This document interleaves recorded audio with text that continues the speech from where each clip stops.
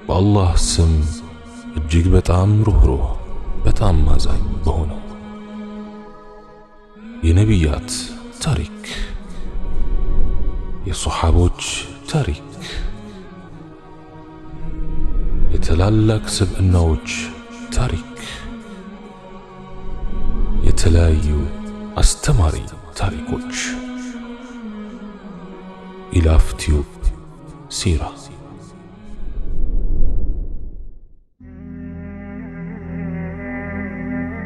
بسم الله اللهم لك الحمد كما ينبغي لجلال وجهك وعظيم سلطانك والصلاة والسلام على رسول الله وعلى آله وصحبه ومواله السلام عليكم ورحمة الله وبركاته عندما يوم سو ጥሩ ትዳር እንዲኖራት ከፍተኛ ጉጉት ስለነበራት እህታችን ላወጋችሁ ነው።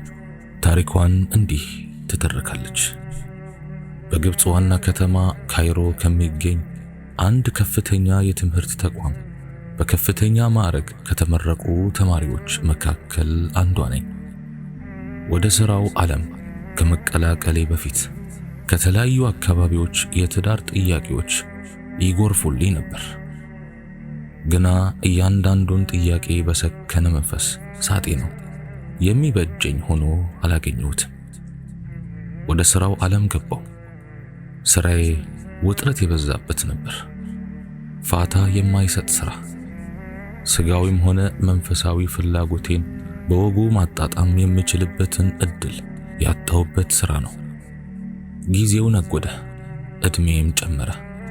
የትዳር ጥያቄዎቹም እንደ ወትሮ አልሆኑም።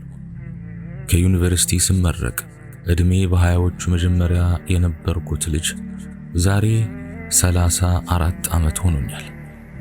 በዚህ የዕድሜ እርከን ላይ ሆኜ ትዳር አለመያዜን ሳስበው ያኔ ይቀርቡልኝ ከነበሩት የትዳር ጥያቄዎች መካከል የትኛው ይሻል ነበር እያልኩ በሐሳብ ስሌት ውስጥ እገባለሁ።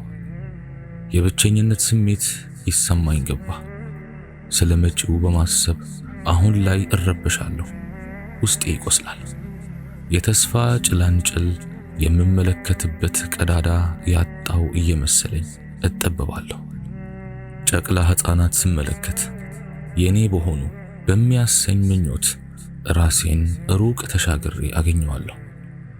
ጥንዶች በየጎዳናው ሲጓዙ የኔ ጉዞ መቼ ይሆን እያልኩ ጥያቄውን ራሴ ለራሴ አቀርበዋለሁ። ከውስጤ ያንቺም አንድ ቀን ይሆናል የሚል ድምፅ ይስተጋባል። ለማጽናናት ይሆን የምር ባላውቅም ይህ የብቸኝነት ድባብ ሊያጠፋ ያለ አንድ ወጣት እያደነኝ መሆኑን አልተገነዘብኩም ነበር። ዕድሜው ከኔ በ2 ዓመት ይበልጣል። 36 ዓመት መሆኑ ነው። እርሱም እንደኔ የሥራ ሁኔታው አስቸጋሪ ነበር። እረፍት ብርቁ ነው። ልጁ የትዳር ጥያቄ አቀረበልኝ። ይህን ወርቃማ ዕድል ማምከን መጪ ዘመኔን በሙሉ የትካዜ ቀንበር ተሸክሜ ለመኖር የመፍቀድ ያህል ቆጠርኩት። የልጁን ጥያቄ በክብር ተቀበልኩ። ኢስላማዊውን ሸሪዓ በማይጻረር መልኩ የሁለታችንንም ወገኖች በአካል ባሉበት ቃል ኪዳን እንዲፈጸም ወሰን። እጮኛዬ ሊሆን ያሰበው ወጣት ቃል ኪዳኑ እንዲፈጸም 2 ጉርድ ፎቶግራፎችን እንዳመጣ መልእክት ላከልኝ። ፎቶግራፎቹን ላኩለት። ከ2 ቀናት በኋላ የልጁ እናት በአስቸኳይ እንደሚፈልጉኝ በስልክ ነገሩኝ። ተገናኘን። በእጃቸው ከያዙት ጥቁር የእጅ ቦርሳ ውስጥ የኔ ፎቶግራፍ ያለበትን መታወቂያ አውጥተው አሳዩኝ።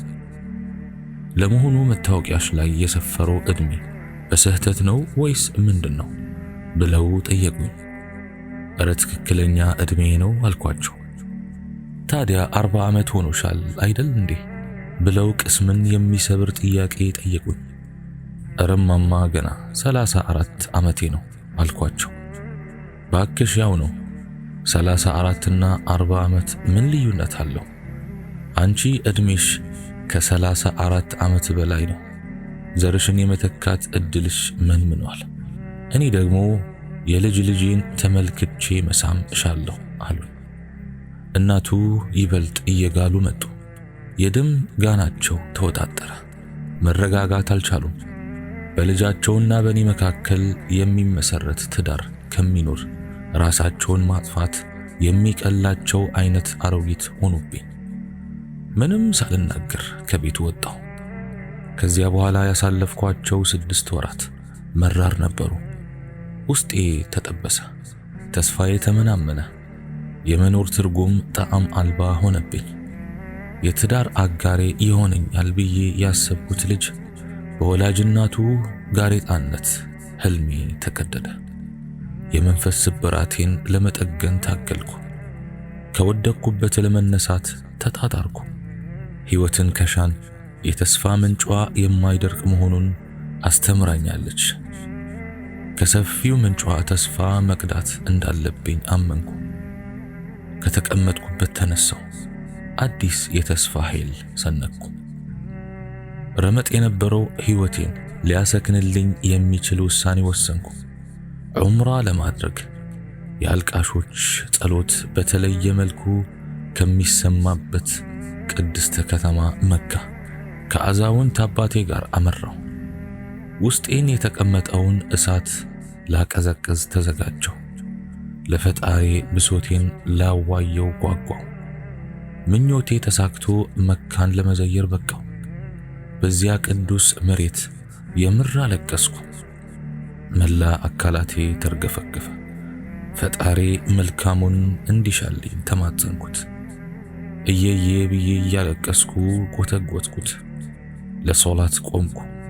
ሶላቴን እንደጨረስኩ ስሜትን በሚገዛ መረዋ ድምፅ የአላህን ቃል የምትቀራ ሴት ልጅ በቅርብ ርቀት ተመለከትኩ። የሚከተለውን የቁርአን አንቀጽ እየደጋገመች ታነበው ነበር። ወከነ ፈድሉላሂ ዐለይከ ዐዚማ። አላህ ላንተ የለገሰው ችሮታ እጅግ ታላቅ ነው። እምባዬ ከበርሜል ሞልቶ የሚፈስ ውሃ እስኪመስል አነባው። ከለቅሶ የነቃሁት እምባዬ ልብሴን ሰርስሮ በመዝለቅ ሰውነቴን ያራሰኝ ጊዜ ነው።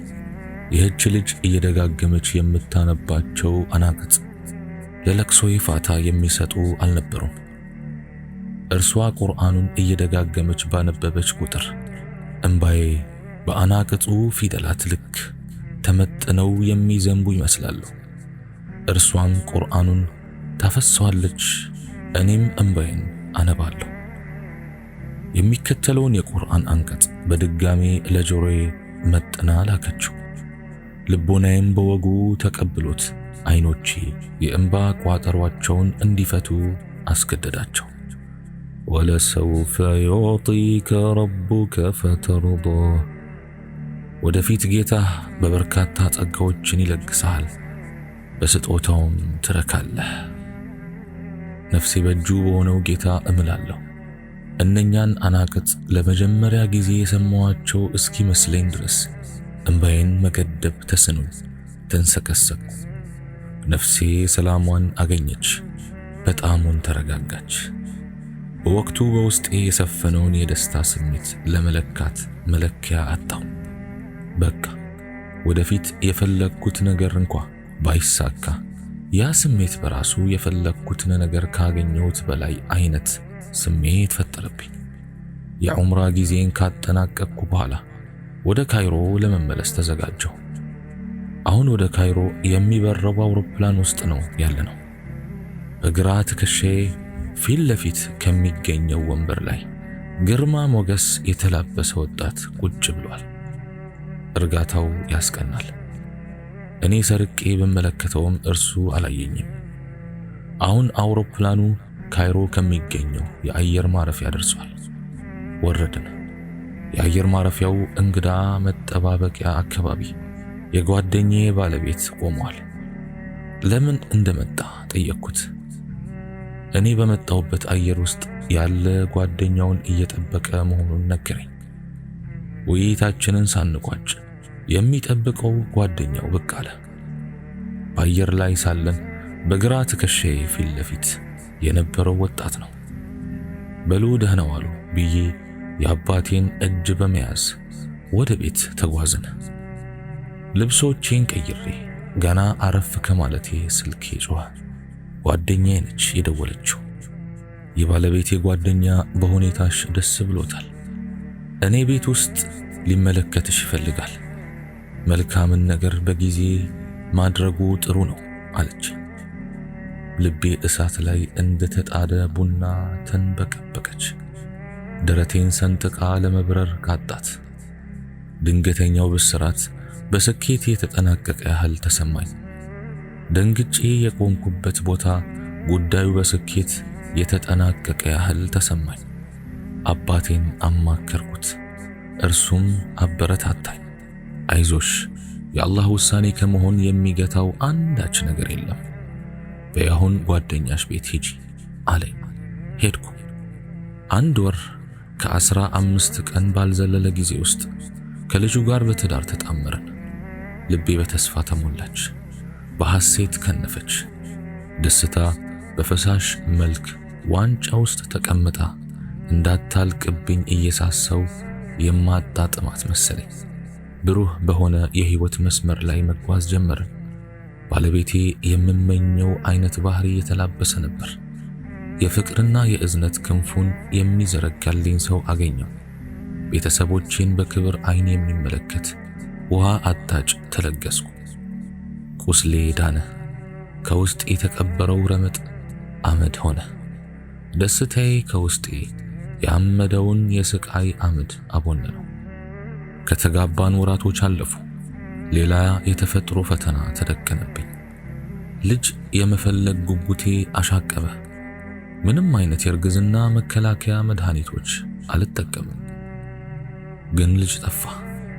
በተለይ የዚያች ሴት ንግግር በአእምሮዬ ጓዳ ተቀምጦ እንደ ገደል ማሚቱ ይመላለሳል። አንቺ ዘርሽን የመተካት እድልሽ መንምኗል በሚለው አጥንት ሰባሪ ንግግሯ ውስጤ ይናጣል። ቢሆንም ብዙ ነገሮችን በተስፋ እንድጠብቅ ካስተማረኝ አምላኬ በፍጹም ተስፋ አልቆረጥኩም። አሁን 36 ዓመት ሆነኝ። ትዳሬ ሰምሮ በደስታ ሳለ ልጅ የማግኘት ጉጉት ግን እንቅልፍ ነሳኝ። ያውም ከዚያ ከምወደው ከሚወደኝ የትዳር አጋሪ። የሕክምና ምርመራ ማድረግ እንዳለብኝ ውስጤ አመነ። ባለቤቴን አማክሬው ካይሮ ውስጥ የምትገኝ ዕውቅ የማህፀንና የጽንስ ስፔሻሊስት ዘንድ አመራን። የተለያዩ የላቦራቶሪ ምርመራዎችን እንዳካሄድ ታዘዝኩ። ውጤቱ ዶክተሯ ጠረጴዛ ላይ ተቀምጧል። በውስጤ የሚመላለስ አንድ አረፍተ ነገር ነበር። አንቺ ዘርሽን የመተካት እድልሽ መንምኗል የሚለው የዛች ሴት ሸክም። ዶክተሯም ይህንኑ አረፍተ ነገር የምትናገር እየመሰለኝ እጠባበቃለሁ። ለተወሰኑ ሰከንዶች ወረቀቱን አቀርቅራ ተመለከተች። ከአንደበቷ የወጣው ንግግር በውስጤ እየተመላለሰ ከነበረው አስጨናቂ ሐሳብ ጋር ተላተመብኝ። ህልም ውስጥ ያለው መሰለኝ። ዶክተሯንም እስኪ ያልሽውን ድገሚው ስላት፣ ምን ነው አይዞሽ እንጂ ከሽንትሽ ያገኘነው የምርመራ ውጤት እንደሚያመለክተው መጸነስሽን ነው አለችኝ። እኔ ራሴ ሌላዋ ዶክተር ሆኜ ዶክተር አልተሳሳትሽም አልኳት። ፈገግ አለች። በድጋሚ እንኳን ደስ ያለሽ አለች። ምናልባት ከዕድሜ መጨመር አኳያ አንዳንድ የህመም ምልክቶችን ባስተናግድ እንጂ የ9 ወራት የእርግዝና ጊዜ በጣም ሰላማዊ ነበር። ሆዴ ግን በሚገርም ሁኔታ እየገዘፈ መጣ። በጉጉት የምጠብቀው ተአምረኛ ቀን ደረሰ። ወደ ሆስፒታል አመራሁ። ማዋለጃ ክፍል ውስጥ አረፍኩ። ምጡ በረታብኝ። በሰላም ተገላገልኩ። ዶክተሯ በፈገግታ ታጅባ ምን አይነት ልጅ ነው መውለድ ትመኝ የነበረው አለች። እረ እኔ እንዲህ አይነት ልጅ ብዬ ተመኝቼ አላውቅም። አላህ ብቻ ልጅ እንዲሰጠኝ ነበር የጠየቅኩት አልኳት። ዶክተሯም አሁን ሐሰን፣ ሁሰይንና ፋጢማ የሆኑ ጨቅላ ሕፃናትን ብታገኝ ምን ይመስልሻል አለች። በንግግሯ ተደምሜ ግራ ተጋባው። አፌ ተሳሰረ። ነገሮች ተምታቶብኝ ዶክተሯ ምን ለማለት እንደፈለገች ስላልገባኝ በመረበሽ ስሜት ጠየቅኳት። በቅድሚያ ራሴን እንዳረጋጋ መከረችኝ። ከዚያም የአላህ ፍቃዱ ሆኖ የሶስት ልጆች እናት ለመሆን በቅተሻል አለች። አጂብ! አላህ ሱብሓነሁ ወተዓላ ያለፉትን የስቃይ ወቅቶች ረሳቸው ዘንድ በአቋራጭ ሐዘኔን እንድበቀለው ለማስቻል ያመጣልኝ በረከት እንደሆነ አመንኩ። ሐዘን ስንቁን ሸክፎ ወደ አገሩ ተሰደደ። ትካዜም ጓዙን ጠቅልሎ ወደ መንደሩ ነጎደ። ቢያንስ በ3 ዓመታት ውስጥ ሊገኙ የሚችሉ 3 ልጆችን በአንድ ቀን ጀንበር ተቸርኩ። አልሐምዱሊላህ። እነዚያ ከሐር የለሰለሱ ልጆቼ በዙሪያዬ እየጮሁ ከበቡኝ። የኔ መሆናቸውን ያወቅኩት በእጄ ስዳበሳቸው ነው። መካ ውስጥ በዚያች እንስት አንደበት እየተመጠኑ ስሰማቸው የነበሩ የቁርአን አናቅጥ በረድፍ ተመላለሱብኝ። አሁንም አነባው። የአሁኑ ለቅሶዬ ልኬት የሌለው የደስታ ግፊት ፈንቅሎኝ ነው። ወለሰውፈ ዩዕጢከ ረቡከ ፈተርዳ፣ ወደፊት ጌታ በርካታ ጸጋዎችን ይለግስሃል፣ በስጦታውም ትረካለህ።